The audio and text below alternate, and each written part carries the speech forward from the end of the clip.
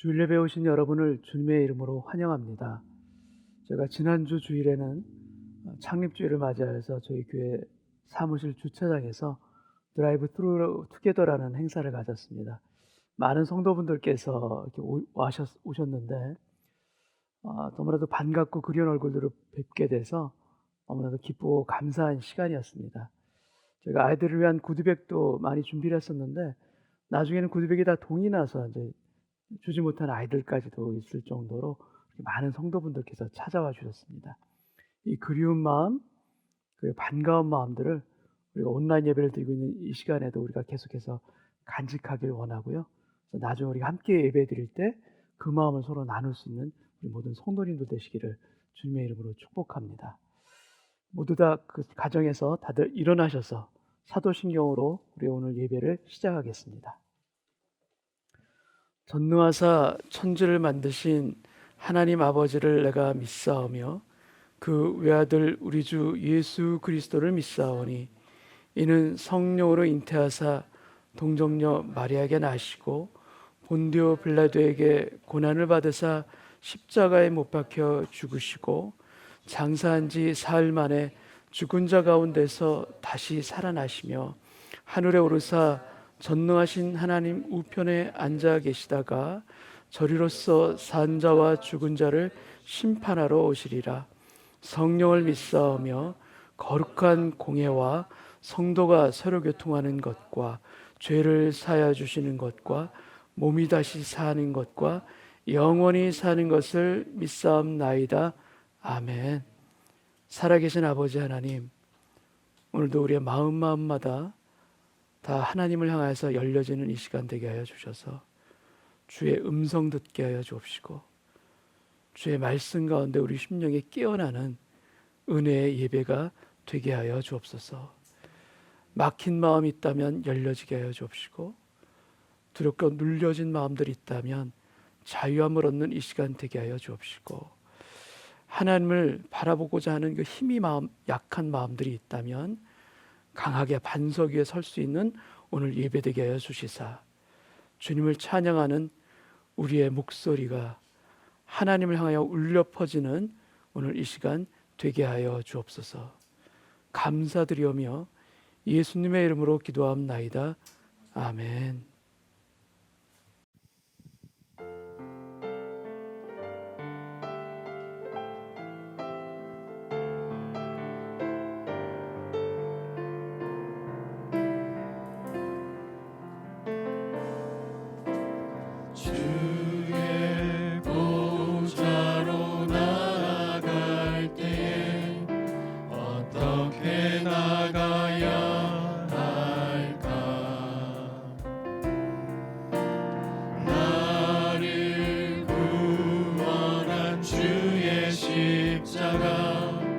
그것을 믿으며 가네. 한 번 더 찬양합니다.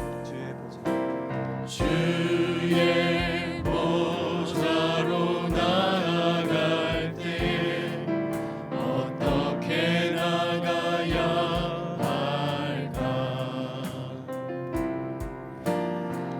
나를 구원한 주의 십자가 그것을 믿으며 가네.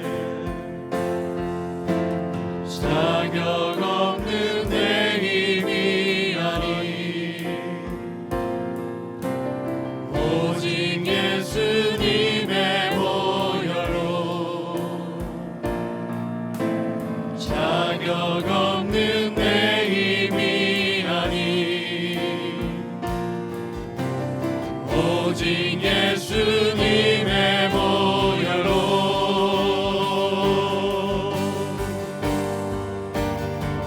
십자가의 보혈 완전하신 사랑 힘입어 나갑니다. 십자가의 보혈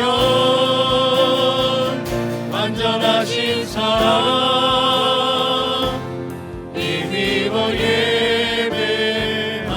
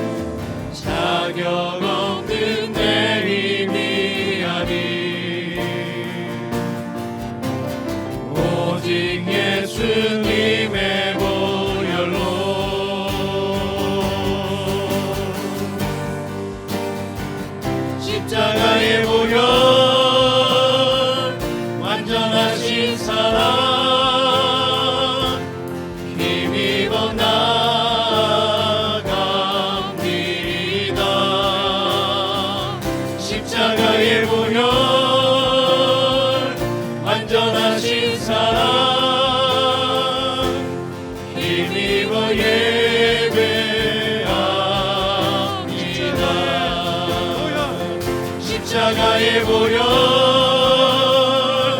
완전하신 사랑 힘입어 나아갑니다.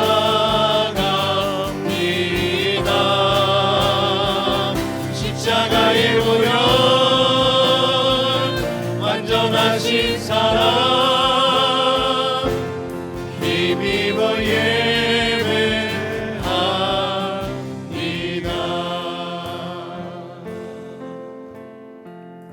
다 같이 자리에 앉으셔서 찬양 드리십니다.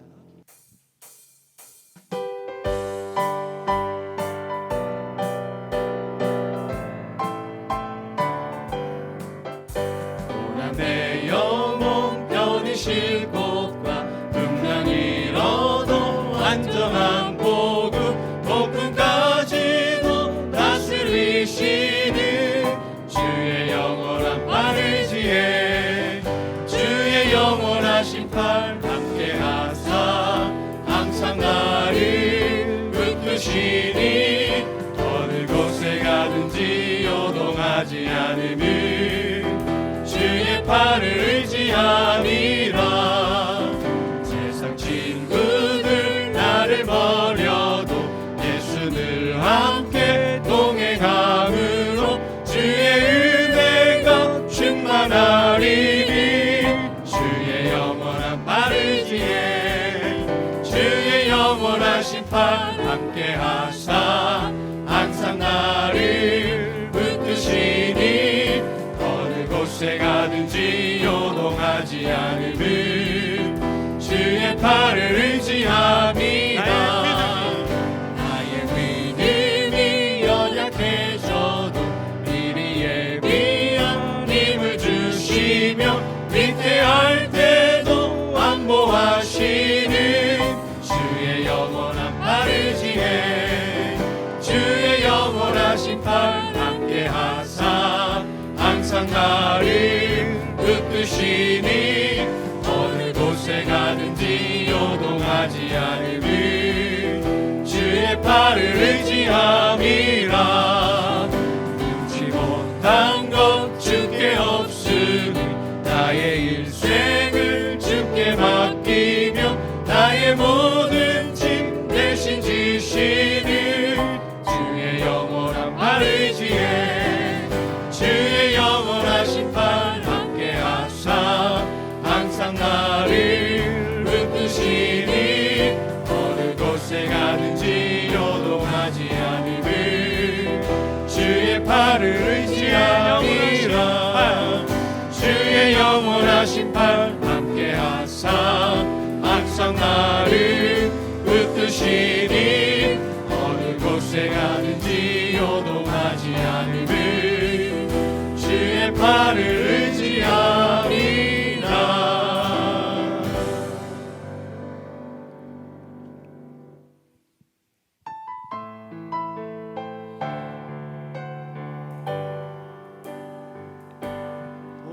오소서 주님 나의 마음을 선한 것 하나 없습니다. 그러나 내 모든 것 주께 드립니다. 사랑으로 안으시고 날 새롭게 하소서.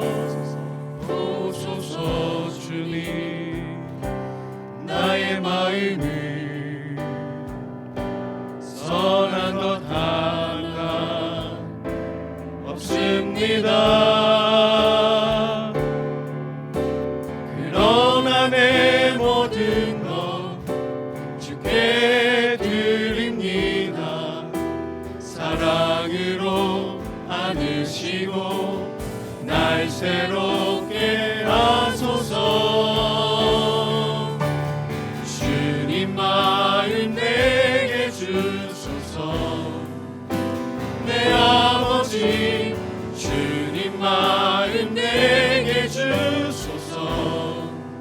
나를 향하신 주님의 뜻이 이루어지도록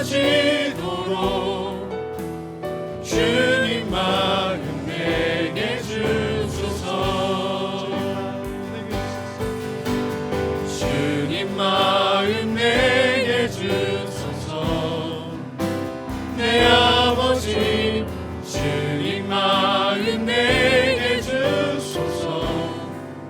나를 향하신 주님의 뜻이 이루어지도록 주님 마음 내게 주소서. 내게 사랑을 가르치소서. 당신의 마음으로 용서하게 하소서. 주의 성령 내게 채우사 주의 길 가게 하소서. 주님 당신 마음 주소서. 주의 성령 내게 채우사 주의 길 가게 하소서. 주님 당신 마음 주소서. 주님 마음 내게 주소서. 내 아버지 주님 마음 내게 주소서. 나를 향하신 주님의 뜻이 이루어지도록 주님 마음 내게 주소서. 주님 마음 내게 주소서. 주님 마음 내게 주소서. 내 아버지 주님 마음 내게 주소서. 나를 향하신 주님의 뜻이 이루어지도록 주님 마음 내게 주소서. 주님 마음 내게 주소서.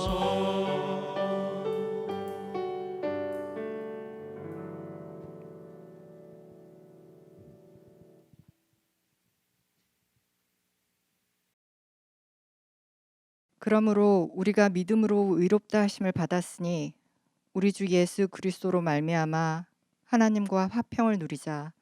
또한 그로 말미암아 우리가 믿음으로 서 있는 이 은혜에 들어감을 얻었으며 하나님의 영광을 바라고 즐거워하느니라. 다만 이뿐 아니라 우리가 환난 중에도 즐거워하나니 이는 환난은 인내를, 인내는 연단을, 연단은 소망을 이루는 줄 알미로다. 소망이 우리를 부끄럽지 하지 아니함은 우리에게 주신 성령으로 말미암아 하나님의 사랑이 우리 마음에 부은 바 됨이니 우리가 아직 연약할 때에 기약대로 그리스도께서 경건하지 않은 자를 위하여 죽으셨도다. 주님, 이 어려운 시기에도 우리가 소망을 가지고 예배하게 하시니 감사합니다. 영육이 지치는 가운데서도 주님을 찾게 하시고 끝까지 저희를 자녀로 예배의 자리에 불러주시니 주님께 영광 돌립니다. 한치 앞도 모르는 저희들이 주님의 완벽하고 놀라운 계획을 알지 못하나 힘든 가운데에도 낙담하지 않으며 서로를 독려하고 주님의 사랑 안에서 즐거워하게 하시고 이 시간을 통하여 주님께 더 귀 기울일 수 있도록 하여 주시기를 기도합니다.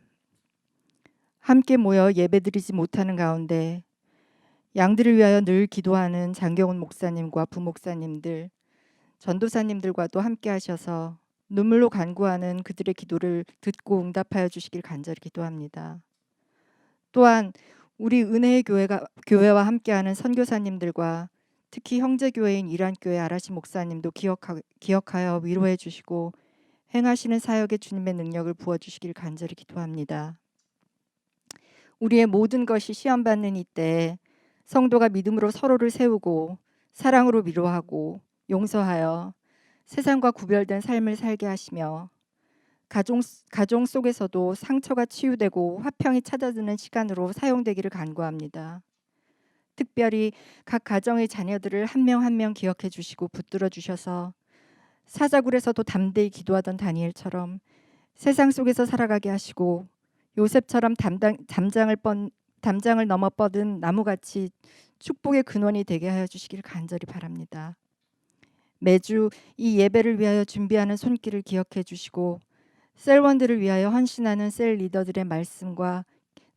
리더들이 말씀과 기도로 무장되게 하여 주시며 몸과 마음이 아파 힘들어하는 성도님들을 주님의 치료의 손길로 위로해 주실 줄 믿습니다. 예배 가운데 주님이 임재하심을 알고 주시는 말씀으로 도전받고 위로받는 시간으로 축복해 주실 줄 믿으며 저희를 사랑하시고 또 사랑하시는 우리 주 예수 그리스도의 이름으로 간절히 기도드렸습니다. 아멘.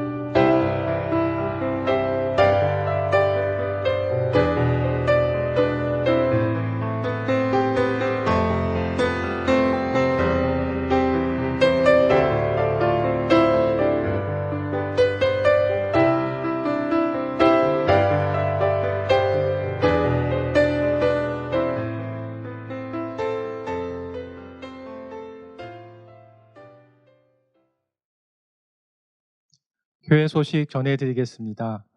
계속해서 온라인으로 가정에서 예배를 드리고 있습니다. 함께 모여서 예배를 드리지 못하는 아쉬움이 정말 크지만 이 시간이 많은 열매를 맺기 위해 주님께 더욱 깊이 뿌리를 내려 종려나무와 백향목과 같이 성장하는 은혜가 가득하실 줄 믿습니다. 셀 모임 방학을 합니다.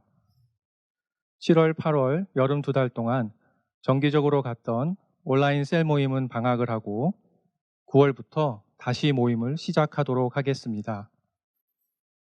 하지만 각 셀별로 밴쿠버의 아름다운 날씨 속에서 창의적인 아이디어로 계속해서 교제를 나누며 서로를 격려해 주시기 바랍니다. 함께 온라인으로 예배를 드리시며 저희 교회에 등록하기 원하시는 분들께서는 이충원 목사님에게 연락을 주시거나 교회 홈페이지에 있는 교회 등록 폼을 입력해 주시기 바랍니다. 연락을 주시면 새가족부에서 바로 안내해 드리겠습니다. 코로나 사태로 인해 그동안 갖지 못했던 1:1 양육 모임이 이번 주부터 다시 시작됩니다. 자세한 내용은 이형권 전도사님에게 문의해 주시기 바랍니다. 나머지 광고는 교회 홈페이지에 있는 주보를 참고해 주시기 바랍니다.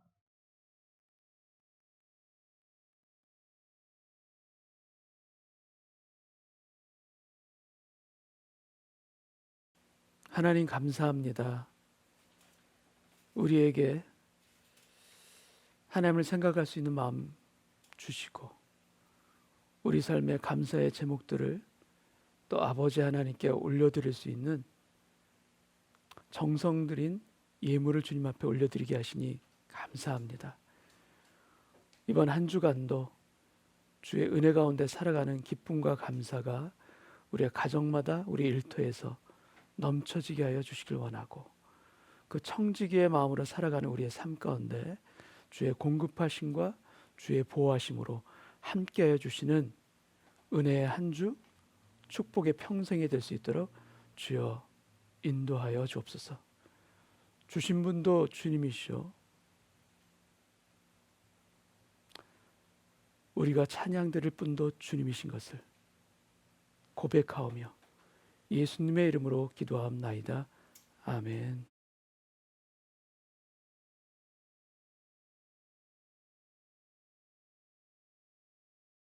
오늘 성경 말씀은 요한복음 18장 19절에서 24절까지 말씀 제가 봉독하겠습니다. 대제사장이 예수에게 그의 제자들과 그의 교훈에 대하여 물으니 예수께서 대답하시되 내가 드러내놓고 세상에 말하였노라. 모든 유대인들이 모이는 회당과 성전에서 항상 가르쳤고 은밀하게는 아무것도 말하지 아니하였거늘 어찌하여 내게 묻느냐. 내가 무슨 말을 하였는지 들은 자들에게 물어보라. 그들이 내가 하던 말을 아느니라. 이 말씀을 하심에 곁에 섰던 아랫사람 하나가 손으로 예수를 쳐 이르되 내가 대제사장에게 이같이 대답하느냐 하니 예수께서 대답하시되 내가 말을 잘못하였으면 그 잘못한 것을 증언하라. 바른 말을 하였으면 내가 어찌하여 나를 치느냐 하시더라. 안나스가 예수를 결박한 그대로 대제사장 가야바에게 보내니라. 아멘.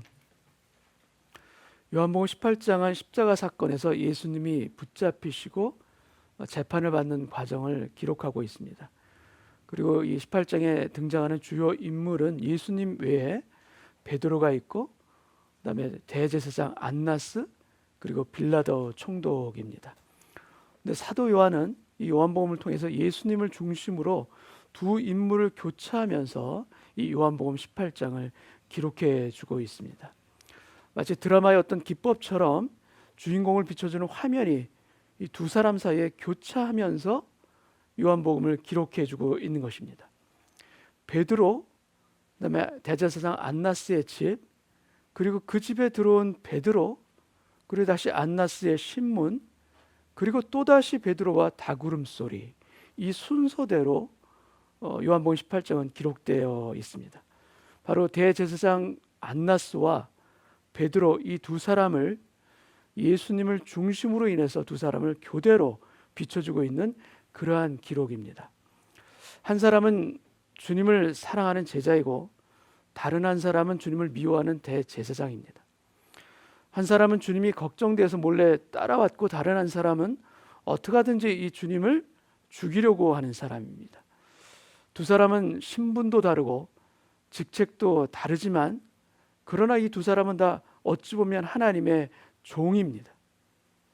요한복음은 이 두 사람을 교차하면서 지금 비춰주고 있는데 그들이 분명 다른 길을 걷는 두 사람인 것 맞지만 한 가지 공통점은 둘 다 주님을 버리는 사람들이라는 것입니다. 한 사람은 미워함으로 정죄함으로 버렸고 다른 한 사람은 주님을 부인하면서 주님을 버린 것입니다. 우리는 대부분 이 대제사장처럼 주님을 미워하지는 않습니다. 그러나 우리는 베드로의 자리에 우리도 모르게 종종 서 있을 때가 참 많습니다. 아니, 저는 주님을 부인한 적이 없는데, 내가 주님을 모른다 그렇게 부인한 적이 없는데 저렇게 정죄하시는 것 아닙니까? 제가 신앙생활 아주 열심히 하는 그런 것은 아니지만 그래도 제가 최소한 주님을 부인하면서 살아오지는 않았습니다. 저를 그렇게 만약에 보고 계신다면 저는 그런 사람이 아닙니다. 여러분 어떻게 생각하십니까? 정말 아닙니까? 정말 베드로처럼 그렇게 주님을 부인할 때가 없으십니까? 주님을 모른다?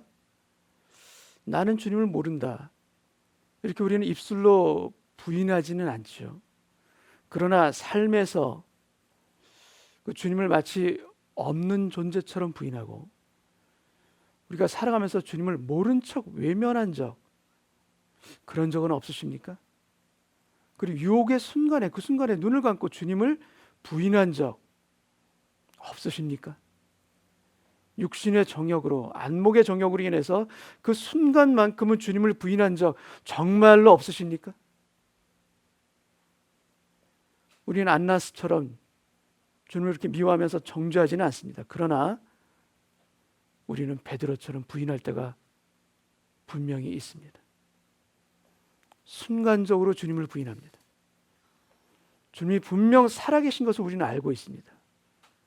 그런데 참 무서운 것은 그렇게 아는데도, 주님이 살아계신다는 것을 우리가 아는데도 마치 안 계신 분처럼, 마치 없는 존재인 것처럼 순간적으로 우리가 주님을 부인하며 우리는 죄를 짓습니다. 주님이 살아계심을 알면서도, 그리고 하나님이 무서운 분이시라는 것을, 두려운 분이라는 것을 우리가 이미 깨닫고 알면서도 반복해서 죄를 짓고 있는 나 자신, 반복해서 주님을 부인하고 또 부인하는 나의 연약함들과 나의 악함들, 오라 나는 곤고한 사람이로다. 이 사망의 몸에서 누가 나를 건져내랴. 베드로는 자기 자신을 몰랐습니다. 그래서 나는 그럴 사람이 아닙니다, 이렇게 호언장담했던 것입니다. 여러분, 내가 얼마나 부족한 인생인지, 그래서 한순간도 주님을 의지하지 않으면 안 되는 그런 인생이구나, 베드로가 나중에 깨달았듯이 우리도 그렇게 깨달아야 합니다. 그래서 유혹의 현장에서 나도 모르게 주님을 부인하는 것이 아니라 그 순간에 더욱 주님을 인정하는 그러면 믿음을 갖게 하여 주옵소서. 세상의 횡포와 불안 때문에 겁이 나서 그 순간 주님을 부인하는 것이 아니라 오히려 그럴수록 주님 나를 불쌍히 여겨 주옵소서. 나를 불쌍히 여겨 주셔서 내 마음을 지킬 수 있도록 은혜 내려 주옵시고 이겨낼 수 있도록, 두려움도 이겨내고 유혹도 이겨낼 수 있도록 힘을 허락하여 주옵소서. 이렇게 기도해야 될 것입니다. 신앙의 길은 나 자신의 부족함과 연약함을 우리가 깨닫고 주님을 의지하고 또 의지하고 더욱 의지하는 길로 나아가는 것임을 믿습니다. 우리가 그렇게 깨닫고 나의 연약함도 깨닫고 주님을 언제나 의지하고 믿어야 된다는 것을 깨달아 나아갈 때 우리의 삶의 현장 가운데서 주님을 부인했던 나의 과거가 사라지며 점차 주님을 인정하고, 아니 오히려 코람되어 하나님의 존재 앞에서 살아가는 우리 모두가 될 줄로 믿습니다. 예수님이 붙잡히신 곳은 겟세마네 동산입니다. 근데 주님은 결박당에 끌려가십니다. 요한복음 18장 12절 말씀을 제가 읽겠습니다. 이에 군대와 천부장과 유대인의 아랫사람들이 예수를 잡아 결박하여, 주님은 묶인 채로 끌려가신 것입니다. 모리아산에 올라갔던 이삭이 결박되어 제물이 되었던 것처럼 주님도 결박되어서 제물이 되신 것입니다.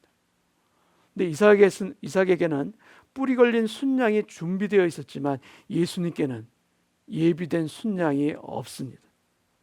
그래서 본인 스스로 세상 죄를 지고 가는 어린 양, 제물이 되신 것입니다.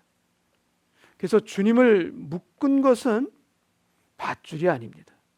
주님을 묶은 것은 쇠줄도 아닙니다. 주님을 묶은 것은 바로 무엇인가? 그건 바로 사랑입니다. 우리에 대한 사랑. 그 사랑에 묶이셔서 주님은 스스로 결박되어 끌려가신 것입니다. 제물로 바쳐지는 희생 제물은 제사 규례에 따라 제사장에게 먼저 갑니다. 마찬가지로 희생 제물이 되신 주님은 대제사장 안나스에게 먼저 가게 됩니다. 13절 말씀을 제가 읽겠습니다. 먼저 안나스에게로 끌고 가니 안나스는 그의 대제사장인 가야바의 장인이라. 겟세마네 동산에서 대제사장 집으로 가는 이 길은 예루살렘 성 그 동편 감난산에서 성 안쪽으로 들어가는 코스를 따라 들어가게 됩니다. 그리고 통과해야 하는 문은 바로 희생제물이 들어오는 문, 양의 문이라고 불려지는 그 문을 통해서 들어오는 것입니다. 세상죄를 지고 가는 참 어린 양이 양의 문을 통해서 예루살렘 성 안으로 들어오신 것입니다. 공관복음은 마태, 마가, 누가 공관복음은 대제사장 가야바만 기록하고 있는데 요한복음은 안나스에게 먼저 간 것을 유일하게 기록해 주고 있습니다. 예수님 당시에 대제사장은 가야바가 맞습니다. 가야바는 이 안나스의 사위입니다. 그런데 왜 안나스에게 먼저 가고 그 다음에 가야바에게 예수님을 끌고 간 것일까? 안나스는 AD 6년부터 15년까지 이스라엘의 대제사장이었습니다. 보통 이스라엘의 대제사장은 종신직입니다. 죽을 때까지 대제사장인 것입니다. 그러나 로마 제국은 한 사람이 대제사장을 독점하는 것을 인정하지 않고 그들의 필요에 따라서 대제사장을 따로 임명했습니다. 그래서 여러 명의 대제사장이 있게 된 것이지요. 그런데 중요한 것은 무엇인가? 예수님 당시에 이 대제사장은 한 가문에서 다 배출됩니다. 바로 어떤 가문인가? 바로 안나스의 가문입니다. 안나스의 5 아들들과 그 사위인 가야바까지, 그리고 안나스 본인도 대제사장이었죠. 이 한 가문에서 대제사장직을 독점하다시피 했던 것입니다. 이런 상황 가운데서 이스라엘 백성들이 볼 때 누가 실질적인 대제사장이겠습니까? 안나스입니까? 가야바입니까? 당연히 안나스가 백성들이 볼 때는 바로 대제사장인 것입니다. 그렇다면 어떻게 안나스의 가문은 그렇게 오랫동안 대제사장직을 독점할 수가 있었을까? 그 이유는 바로 그가 가진 막대한 재산 때문입니다. 아니, 더 정확하게 얘기하면 그가 쌓아놓은 어마어마한 부정 축제 때문인 것입니다. 매년 거둬들이는 성전세도 상당하지만 그가 성전 안에 차려놓은 일명 안나스의 가게라고 불려지는 그 가게에서 벌어들이는 돈이 막대했던 것입니다. 여러분, 재물은, 제사 지내는 재물은 흠이 없어야 합니다. 그래서 반드시 제사 드리기 전에 검사를 받게 되어 있습니다. 그런데 제사 드리는 백성들, 본인이 가져온 재물은 웬만해서는 합격을 받지를 못합니다. 그렇게 합격받지 못하면 어떻게 제사를 드려야 합니까?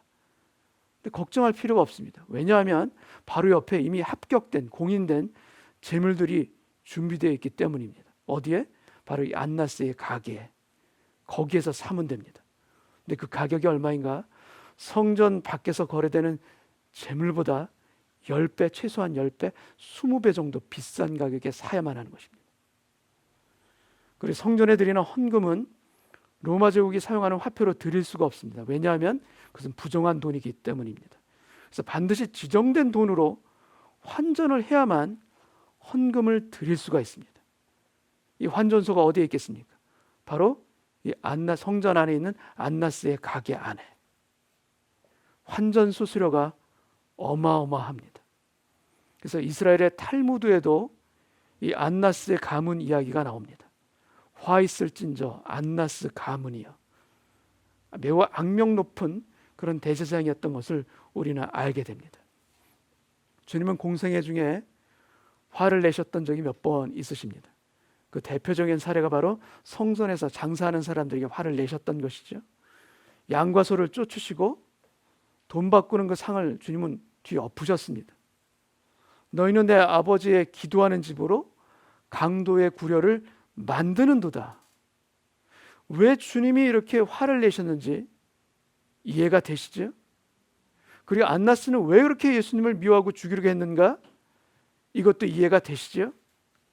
자신에게 정치적으로 위협이 될 뿐만이 아니라 자신의 성전 비즈니스에도 주님이 걸림돌이 되기 때문에 결박당에 끌려온 예수님은 다음날 새벽까지 총 6번의 재판을 받게 됩니다. 그 짧은 시간에 6번이나 재판이 이루어집니다. 앞에 3번은 유대식의 재판이고 뒤에 3번은 로마식 재판이라고 할 수가 있습니다. 그런데 이 모든 재판의 절차와 과정이 다 법을 어긴 불법 재판이라는 것이 공통점입니다. 그리고 가장 처음 재판, 그것은 바로 예비 재판의 성격을 띤 안나스의 재판입니다. 19절 말씀을 제가 읽겠습니다. 대제사장이 예수에게 그의 제자들과 그의 교훈에 대하여 물으니, 유대인의 재판은 우리가 생각하는 것보다 훨씬 피고인을 배려하는 그런 재판 시스템입니다. 그래서 피고인에게 죄가 있는가 없는가 이것을 입증할 책임은 피고인에게 있는 것이 아니라 그것을 입증할 책임은 고발한 측에 있게 됩니다. 그래서 지금 대제사장이 예수님께 직접 신문하는 이 신문은 유대인의 재판 절차상 그 규례를 어긴 것입니다. 죄는 피고인에게 직접 묻는 것이 아닙니다. 죄는 그것을 고발하는 증인들을 통해서 들어야 하는 것이 이 재판의 절차인 것입니다. 그래서 주님은 이 재판 과정이 올바르지 않다. 내가 아니라 증인을 통해서 물어보라 라고 분명하게 대답하십니다. 20절부터 21절까지 말씀 제가 봉독합니다. 예수께서 대답하시되 내가 드러내놓고 세상에 말하였노라. 모든 유대인들이 모이는 회당과 성전에서 항상 가르쳤고 은밀하게는 아무것도 말하지 아니하였거늘 어찌하여 내게 묻느냐? 어찌하여 내게 묻느냐? 내가 무슨 말을 했는지 들은 자들에게 물어보라. 그들이 내가 하던 말을 아느니라. 주님의 이 대답은 나는 잘못한 것이 없다라는 그런 의미보다도 이 재판을 공정하게 바르게 하라, 바로 그런 의미입니다. 그러자 대제사장의 아랫사람 중 하나가 내가 대제사장에게 이같이 대답하느냐 하면서 예수님을 손으로 칩니다. 그러자 주님은 내가 잘못한 것이 만일 있으면 그 잘못한 것을 증인을 통해 증언하라 말씀하십니다. 여러분, 이 첫 재판에 있어서 가장 큰 문제점은 무엇인가? 그것은 고발할 증인이 없는 재판을 한 것입니다. 재판 자체가 성립되지 않는 그런 재판을 지금 연 것입니다. 그러자 안나스는 어쩔 수 없이 주님을 그 당시 현직 대제사장인 그의 사위 가야바에게 보냅니다. 24절 말씀을 제가 읽겠습니다. 안나스가 예수를 결박한 그대로 대제사장 가야바에게 보내니라. 안나스와 가야바의 집은 동일한 지역의 부속 건물처럼 있지 않았을까 싶습니다. 그래서 동관, 서관 이런 식으로 같은 곳에 있지 않았을까라고 추정들을 하고 있습니다. 요한복음에는 두 번째 이 가야바의 재판과 세 번째 산헤드린 공의회의 그 재판이 자세하게 기록되어 있지 않습니다. 다른 복음서에는 기록되어 있습니다. 그런데 이 두 재판도 다 같이 동일한 문제점과 그 불법성을 포함한 그런 재판인 것은 동일합니다. 가야바의 재판에는 증인이 등장합니다. 그런데 거짓 증인들을 급하게 세운 것이라 그들의 증언이 서로 일치하지가 않습니다.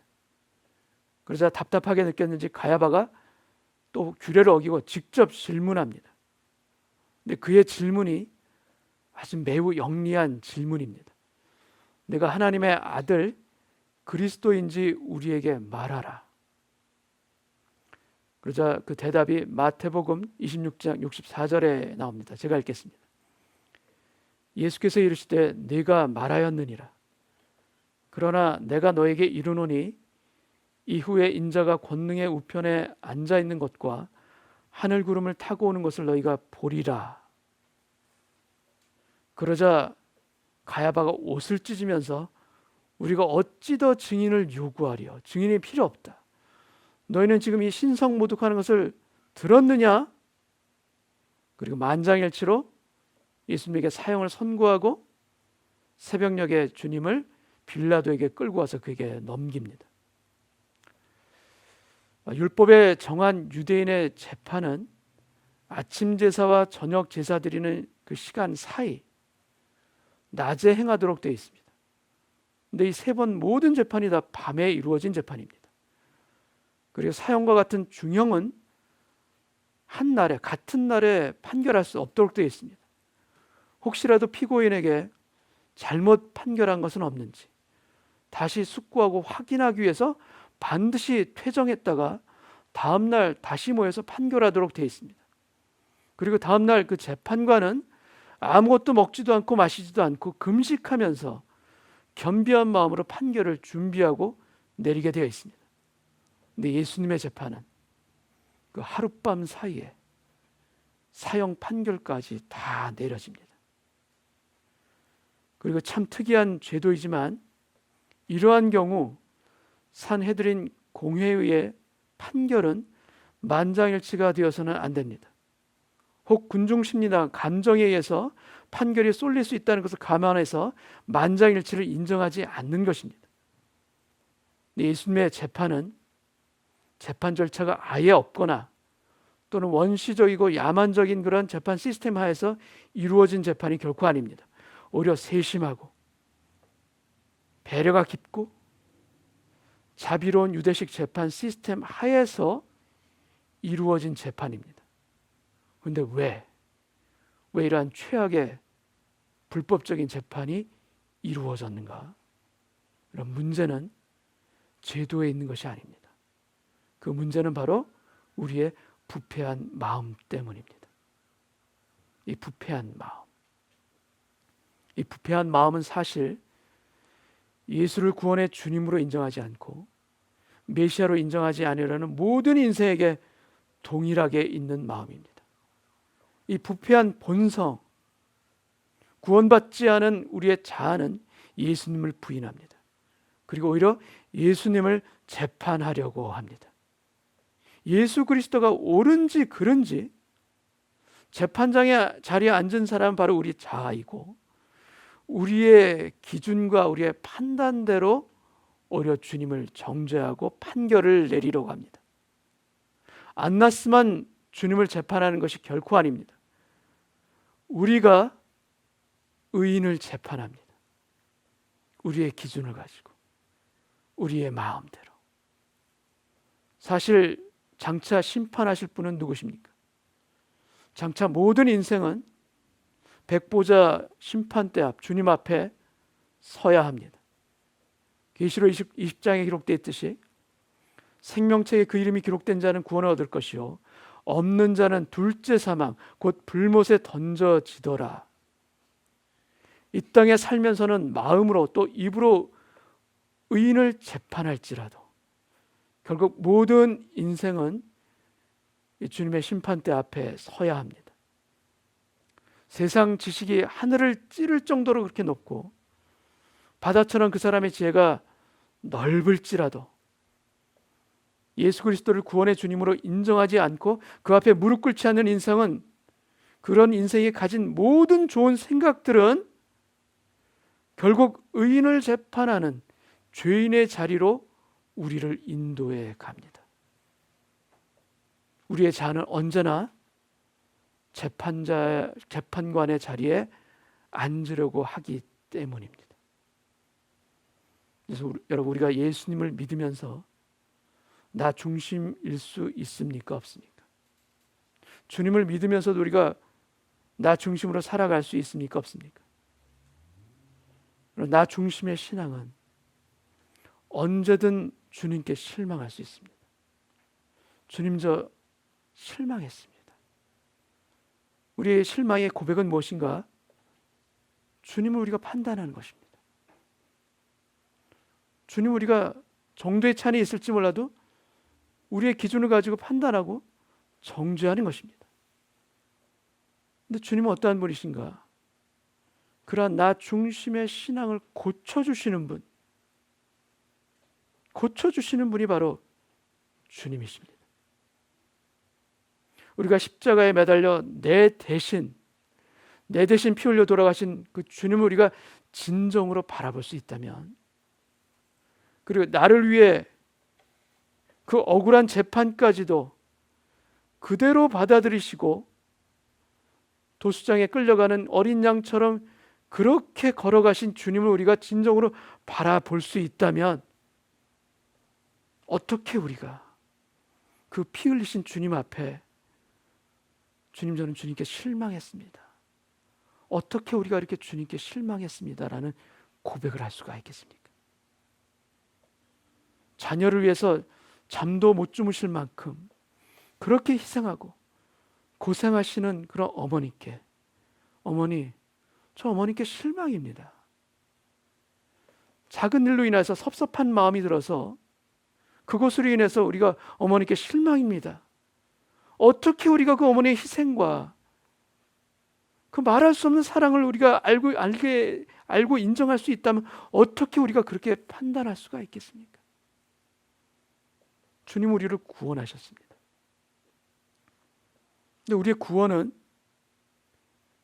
저 멀리 천국의 삶, 영생을 보장하는 것으로 그렇게 그쳐지는 구원이 절대로 아닙니다. 주님의 구원은 항상 나도 모르게 재판장의 자리에 앉아 있으려는 우리의 자아도, 우리의 이렇게 무서운 자아까지도 구원하시는 그런 구원입니다. 우리의 자아가, 그리고 우리의 말과 행실이, 그리고 우리의 습관들이 주님의 권위 아래 무릎 꿇고 복종하는 것, 그것이 바로 우리 삶에서 맺어가야 할 우리의 구원의 열매인 것이고, 항상 복종하여 두렵고 떨림으로 너희 구원을 이루라, 너희 구원을 이루라 하신 말씀을 살아내는 길이 바로 주님 앞에 무릎 꿇는, 나의 자아를 내려놓는 그 순종과 우리 자신을 비우는 자기 부정의 길이 바로 그 말씀대로 우리의 삶을 이루어가는 길인 줄로 믿습니다. 여러분, 가정에서 아내나 남편에게, 그리고 공동체에서 또 마찬가지로 누군가를 우리가 마음으로, 그리고 누군가를 우리가 말로 판단하는 그런 마음이 혹시 드십니까? 말로 또 생각으로 우리가 누군가를 판단하고 있다면, 정죄하고 있다면, 나도 모르게 의인을 재판하는 죄인의 자리에 내가 지금 있구나, 내가 지금 안 낯쓰구나, 내가 지금 가야바의 자리에 있구나, 회개할 수 있는 저희 모두 되기를 원합니다. 주님의 말씀 앞에 복종하지 아니하면 우리는 언제든 누구든지 판단할 수 있습니다. 그것이 나의 남편이든 아내든 자녀이든, 아니 그것이 주님이라도 우리는 판단하려 합니다.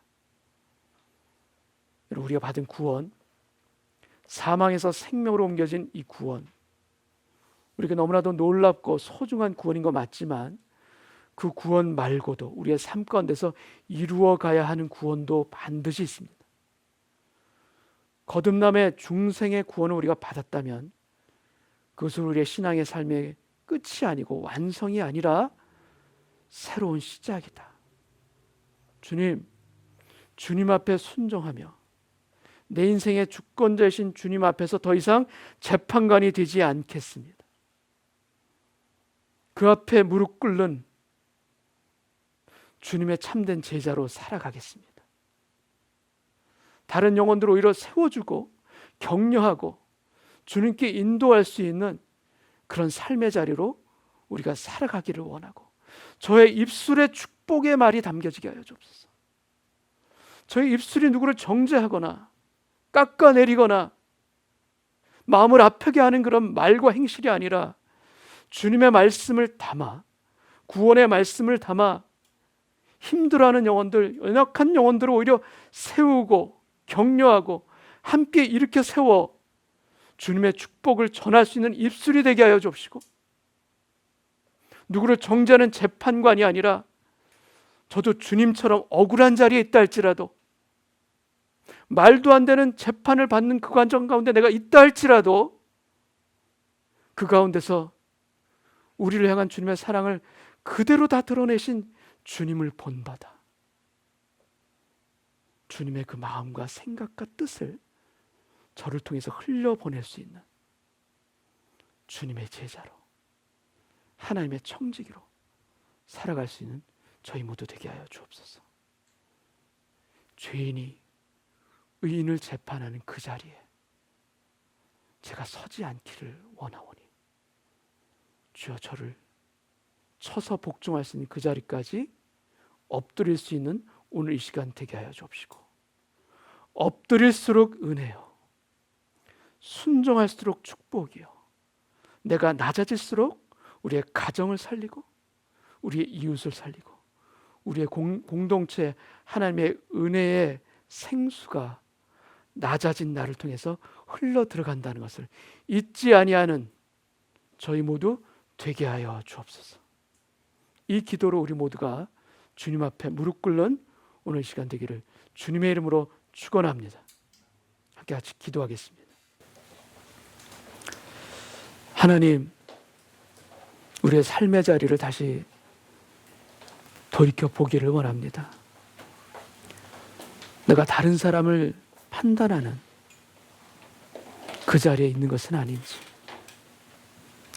나의 연약함을 인정하고, 주님, 저는 주님이 없으면, 주님을 의지하지 않으면 언제든 주님을 부인할 수 있는 그 연약함과 악함이 내 안에 있고,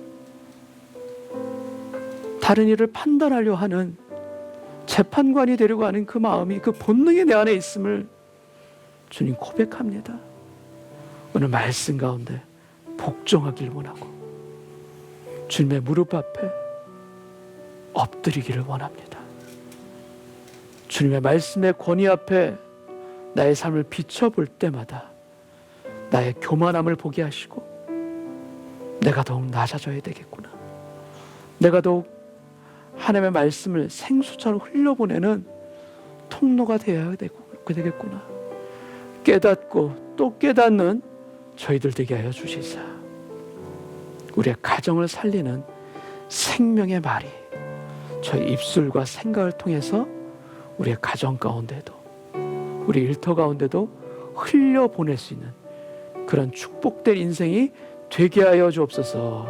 우리 다 같이 한번 기도하겠습니다. 아버지 하나님, 하나님 앞에 자복합니다. 회개합니다. 내 입술이 얼마나 많은 교만 가운데 나 자신을 높이며 다른 사람을 낮추려고 했는지 오늘 회개하고 돌이키길 원합니다.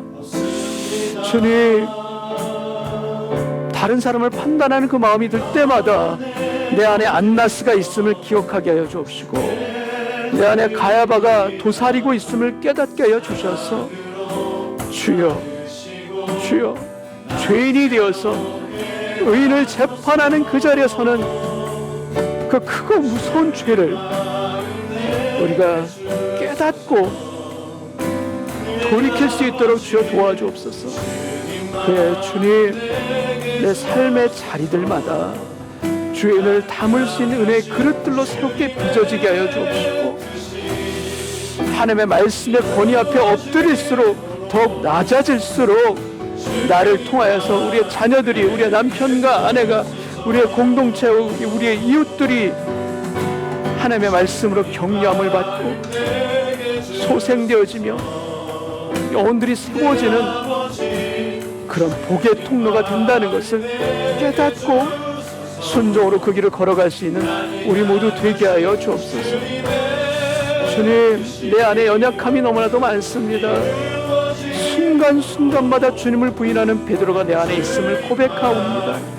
그리고 순간순간 판단하는 안나스가 내 안에 있음을 고백하오니 주의 이런 거짓된 삶 가운데서 돌이킬 수 있는 우리 모두 되기를 오늘 예배 가운데 주님께 기도하고 또 기도합니다. 주님, 아버지 하나님, 내 안에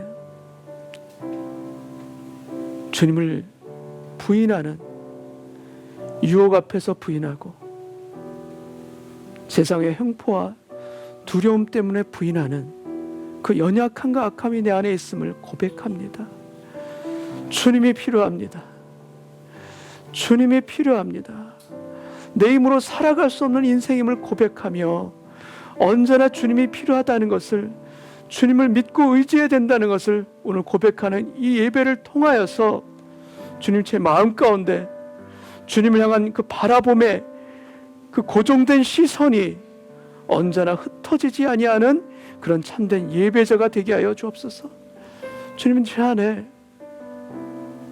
다른 사람을 판단합니다. 죄인이 되어서 의인을 재판하려고 합니다. 내 안에 안나스가 있음을 고백합니다. 주님, 저의 말과 저의 행실을 통하여서 우리의 가정이 살아나기를 원합니다. 그러기 위해서는 내가 더 낮아져야 되고 내 말에 주님의 생명과 은혜가 담겨져야 됨을 오늘 믿음으로 고백합니다.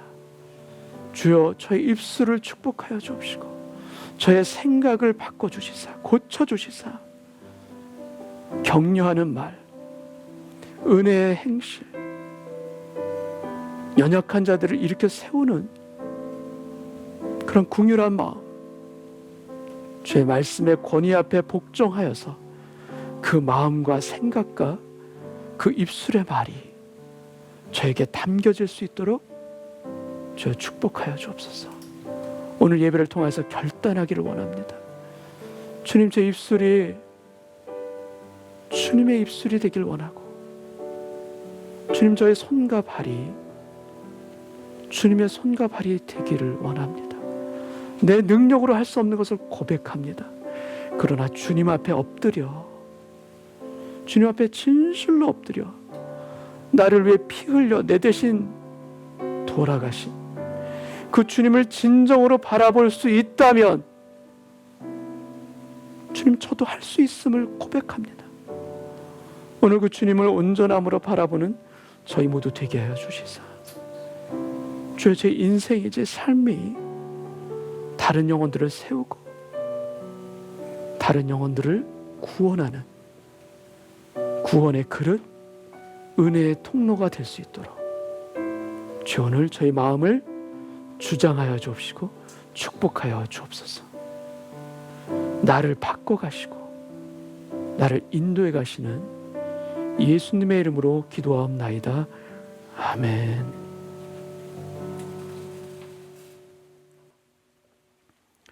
그 자리에서 다 같이 일어나서 마지막 찬양 부르시고 오늘 예배를 마치겠습니다.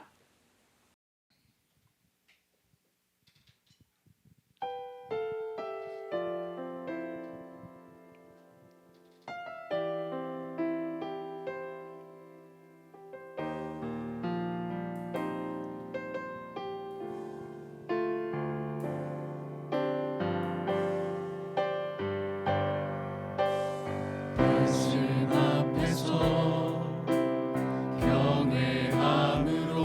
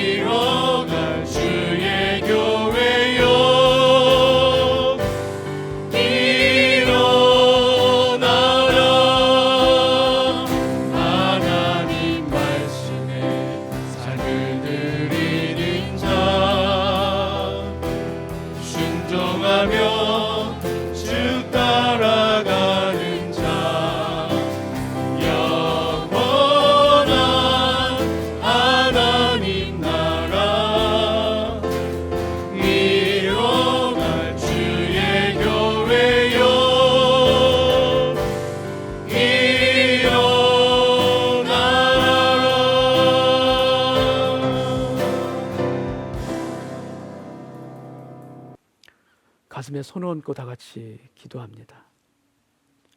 주님, 제 가슴에 얹어진 이 손이 다른 사람들을 건지는 손이 되길 원하고, 주님을 향하여서 기도하는 저희 입술이 다른 이웃들과 우리의 가정의 식구들을 살리는 은혜의 입술이 또한 되기를 원합니다. 내 안에 안나스가 있음을 고백합니다. 그러나 내 안에 주님도 계심을 또한 고백합니다. 내 안에 안나스는 사라지게 하여 주옵시고, 내 안에 주님이 말씀하여 주옵소서. 내 안에 주님이 일하여 주옵시고, 내 안에 주님만 바라보는 오늘 이 시간 되게 하여 주옵소서. 지금은 우리를 구원하신 예수 그리스도의 은혜와 그 독생자 예수 그리스도를 우리에게 내어주신 아버지 하나님의 사랑하심과 성령님의 감화감동 주장과 위로하심이 주님의 말씀 그대로 주님의 무릎 앞에 순종하려고 다짐하고 소원하는 아버지 하나님의 아들과 딸들 위해, 그리고 말씀대로 순종함으로 인하여 그 영혼들이 살아나는 그 가정들과 일터와 공동체 위에 지금으로부터 영원까지 함께하여 주시기를 간절히 축원하옵나이다. 아멘.